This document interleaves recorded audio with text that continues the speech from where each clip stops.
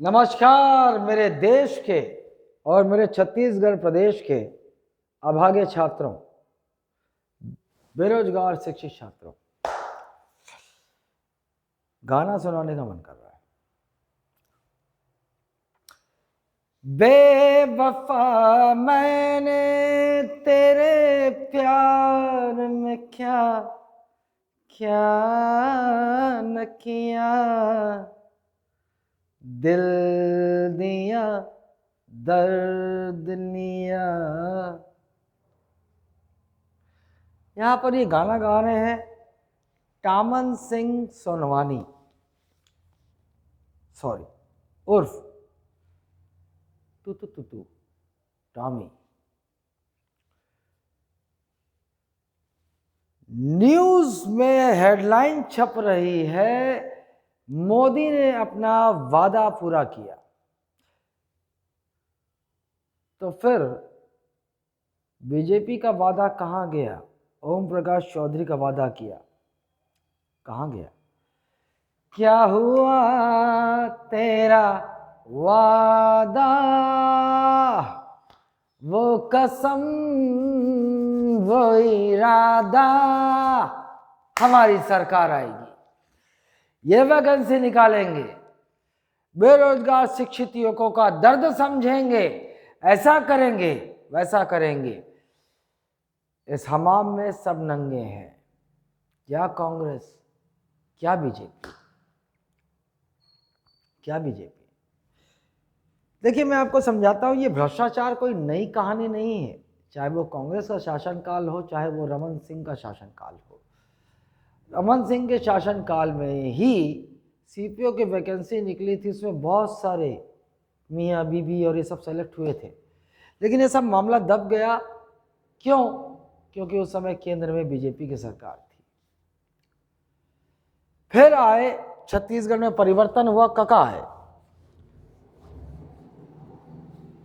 अच्छे आदमी थे, लेकिन मैडम का दबाव था कि लोकसभा चुनाव में फंड चाहिए, तो इन्होंने जमकर भ्रष्टाचार कर दिया और शिक्षित बेरोजगारों के साथ अन्याय कर दिया। गोबर बांटा, गोबर खरीदा, किसानों के लिए सारे उपक्रम अपनाए, कर्जा ले लेकर किसानों को पैसा दिया।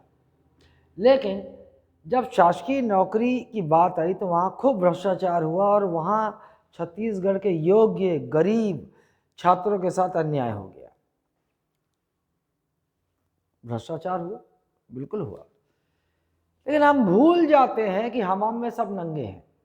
एसआई की भर्ती रमन सिंह सरकार साहब के काल में निकली थी।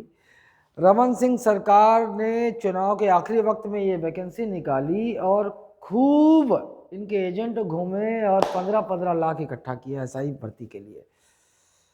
बदकिस्मती से सरकार बदल गई, कांग्रेस आ गई, केंद्र में बीजेपी है। वो जितने भ्रष्ट लोगों ने पैसा दिया था, पैसा डूब गया। ये साहब आए, इन्होंने भी इंटरेस्ट नहीं दिखाया, क्योंकि पैसा तो रमन सिंह खा के चल दी, बीजेपी खा के चल दी, समय काबर करवाऊं, जैसे तैसे पूरा टाल टुला के ये सब पूरा खिचड़ी बना के बेरोजगार शिक्षित युवकों को ऐसी की तैसी करके दोनों सरकारें करती हैं। दोनों सरकारें, खुश मत होइएगा, दोनों सरकारें कहती कुछ और हैं, करती कुछ और है। हो गया, आई बीजेपी, दबाव बना, हाईकोर्ट के आदेश के बावजूद भी नहीं हुआ, लेकिन फिर भी चलो जैसे तैसे एसआई की भर्ती हो गई। 5 रिश्तेदार ये टॉमी भाई साहब के सेलेक्ट हो गए। लोगों को 5 रिश्तेदार बस दिख रहे हैं। आप सोचिए, इतना बड़ा जब कांड होता है ना, तो केवल पीएससी का चेयरमैन का हाथ नहीं होता। आप सोचिए कि केवल 5 रिश्तेदार अगर यदि इसके सेलेक्ट हो गए, तो कितने अधिकारियों के बच्चे इस भ्रष्टाचार में लिप्त होंगे, कितने नेताओं के संरक्षण में रह रहे लोग इस पीएससी में चयनित हुए होंगे। और ध्यान सबका सिर्फ जा रहा है कुछ 17-18 लिस्ट पर। सोचिए, अगर 5 रिश्तेदारों का चयन ये चेयरमैन रहते हुए स्वयं करवा सकता है तो कितने और लोग पीएससी में सेलेक्ट होंगे। वो पीएससी पूरी निरस्त होनी चाहिए, वो पीएससी पूरी निरस्त होनी चाहिए। अगर ये 5 हुए हैं ना, मैं लिख कर देता हूँ कम से कम 100। ये राजनीतिज्ञ भ्रष्टाचारी नेताओं के और लोग हुए होंगे, लेकिन हाईलाइट में क्यों आया? हाईलाइट में आया सिर्फ वो इसके रिश्तेदार और वो जो हाई ऑफिशियल्स के बच्चे और बच्चियां सेलेक्ट हुए। एक तो मैंने सुना था 24वां रैंक जिसको जो है इतना आसान सा सवाल, दिल्ली आईएएस ने इंटरव्यू लिया था, उसको इतना आसान से सवाल का जवाब नहीं मालूम था, कंधे झुके हुए थे, लेकिन उसके बावजूद वो 14वां रैंक आया। पहली बात, जानते हो ये नेता हमको मूर्ख बनाते हैं, चाहे बीजेपी कांग्रेस हो आप हो, ये सारे मूर्ख बनाते हैं, सारे मूर्ख बनाते हैं। रमन सिंह की सरकार होगी तो भी यही होगा, कांग्रेस की सरकार आएगी कका आएंगे तो भी यही होगा, सब कुछ यही होगा। असल में कुल मिलाकर मैं आपको बता दूं, बेवकूफ़ों को मूर्ख बनाने के लिए सरकारें हैं और पढ़े लिखे बेरोजगार युवकों को शोषित करने के लिए और उनकी ऐसी की तैसी करने के लिए सरकारें हैं। ये मेरे को मार दें, ये बीजेपी पावर में है, ये मेरी कोचिंग बंद कर दें, ये जो करना हो उखाड़ लें। मेरी एक आदत है, मेरी एक फितरत है सच बोलने की, और उससे मुझे कोई नहीं रोक सकता, वो कोई भी हो। वैसे भी दुनिया बेईमानों की है, जो जितनी बेईमानी हो, जो जितना झूठ बोलता है, चाहे वो ये नेता हो, चाहे वो कोचिंग संस्थान हो, उन्हीं की दुकानें चलती हैं। आप लोगों को सच्चाई दिखती कहाँ है? खैर छोड़िए, इन बातों को छोड़िए, मैं जिस मुद्दे पे हूं मैं उस मुद्दे पे आता हूं। हाँ, तो वित्त मंत्री साहब, चौधरी साहब, कहाँ है वैकेंसी, शिक्षक भर्ती की वो वैकेंसी जो 34,000 50,000 इन आंकड़ों में बातें की गई थी, कहाँ है? न्यूज़पेपर में हेडलाइन पैसे देकर इन दलाल मीडिया को छपवा तो दिया कि मोदी ने अपना वादा पूरा किया। मोदी ने तो 2 करोड़, हर साल 2 करोड़ नौकरी का भी वादा पूरा किया था। ओम प्रकाश चौधरी साहब, आपने बेरोजगारों के कंधे पर बंदूक चलाया था और आपने भी वादा किया था। कहाँ है नौकरी, कहाँ है शिक्षा कर्मी की भर्ती? बेवकूफ़ बनाना छोड़ दीजिए। ये वही बीजेपी है जिसमें सारे भ्रष्टाचारी जो है वो एक वॉशिंग मशीन से गुजर के आते हैं और वहाँ से साफ हो जाते हैं बीजेपी में शामिल होने के बाद। कब तक मूर्ख बनाओगे, कब तक ये धूर्तता करोगे? छात्रों के साथ न्याय करो, तुम में हिम्मत है ना, ये तो एक ऐसा कानून बनाओ चीन जैसा कि यदि कोई भ्रष्टाचार में लिप्त होता है तो सीधे उसे फांसी होगी, वो भी लोगों के सामने गोली मार दी जाएगी, तोपों से भून दिया जाएगा। जानते हो ये कानून यहाँ क्यों नहीं बन सकता?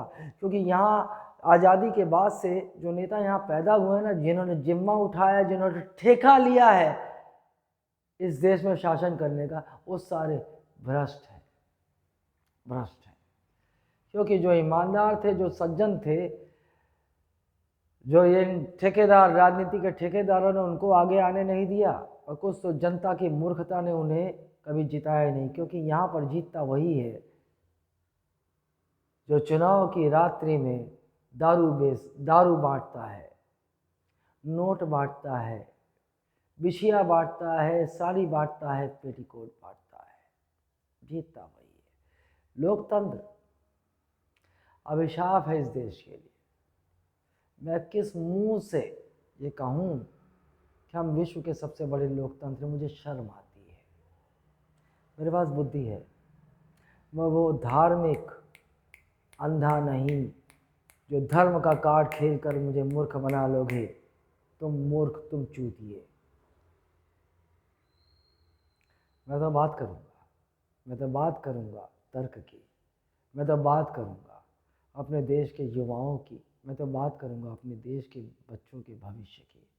क्या भविष्य बना रहे हैं ऐसे बाबा, फर्जी लोग, फर्जी व्यापारी, अडानी, ये सब तरक्की कर रहे हैं और देश की आम जनता जो है महंगाई की मार में जी रही है, बेरोजगारी की मार में जी रही है, और जो थोड़ा बहुत रोजगार निकल रहा है भ्रष्टाचार की मार में जी रही है। इनमें से मैं जानता हूँ 90, आप लोगों को ये कार्ड पता है, 90% जनता इनको जो है सनातन का कार्ड खेल दिया, हिंदुत्व का कार्ड खेल दिया, धर्म का कार्ड खेल दिया। ये बेवकूफ़ बनी हुई घूम रही है, लेकिन इन्हें नहीं मालूम इनके आने वाली जो जनरेशन है, जो आने वाली पीढ़ी है, वो कटोरा लेकर भीख मांगेगी, कटोरा लेकर भीख मांगेगी। क्या कांग्रेस हो, क्या बीजेपी हो, क्या आप हो, क्या कोई राजनीतिक दल हो, यार देश की दलाली करना बंद करो, देश की दलाली करना बंद करो। देश के गरीबों के बारे में सोचो यार, देश के बेरोजगार शिक्षित वर्गों के बारे में सोचो। कैसा माहौल बना दिया। उर्फी जावेद और ये सब नग्न लड़कियां, गाली गलौज करने वाले यूट्यूबर, ये सब पैसे कमाएं और शिक्षित बेरोजगार दर दर के ठोकरे खाएं। कैसा देश बना रहे हो, कैसा देश। ऐसे विकसित होंगे हम। दलाल मीडिया से विकास की झूठी कहानियां बनाओ, ऐसे विकसित होंगे हम। क्या कर रहे हो, क्या कर रहे हो। हंसी आती है, हंसी आती है मुझ पे, मुझे खुद पर, अपने आप पर हंसी आती है। इस देश की उस मूर्ख वोटर पर, उस मूर्ख जनता पर जो आपके इन घटिया राजनीतिक चालों में फंस जाती है। उन्हें पता ही नहीं चलता कि वो बेवकूफ़ बनाए जा रहे हैं, वो ठगे जा रहे हैं, वो शोषित किए जा रहे हैं, वो कीड़े मकोड़े की तरह ट्रीट किए जा रहे हैं, और वो धार्मिक आंध्रता में मूर्ख बने हुए मसले जा रहे हैं। ओम प्रकाश चौधरी साहब, हिम्मत है ना, कानून पारित करो। रोजगार, शासकीय रोजगार गारंटी अधिनियम। कोई अगर नेता छत्तीसगढ़ में झूठे रोजगार की घोषणा करते पाया जाए और वो उस निश्चित समय में नहीं निकला, वो जेल के अंदर हो। रोजगार जब निकले तो एक निश्चित समय में उसका रिजल्ट आना चाहिए, नहीं निकला तो सरकार की जिम्मेदारी होगी, जिम्मेदार व्यक्ति जेल के अंदर हो। रोजगार में अगर भ्रष्टाचार हो तो वो सारे अधिकारी वो सब जेल के अंदर हो और संबंधित नेता भी अंदर हो। उनकी सारी संपत्तियां जब्त कर ली जाए। हिम्मत हो तो ऐसा कानून बनाओ। ये दोगली राजनीति, चूतिया बनाने वाली राजनीति ना करो। आईएएस रहे हो ना, मुझे सब पता है क्यों नौकरी छोड़ी है, क्यों मलाई खाने के लिए राजनीति में आए हो, सब पता है। पुरुषार्थ हो, हिम्मत हो, ऐसा काम करो जो छत्तीसगढ़ की जनता के हित का हो, छत्तीसगढ़ के बेरोजगार छात्रों के हित का हो, वरना ये ड्रामा मत करो। धन्यवाद।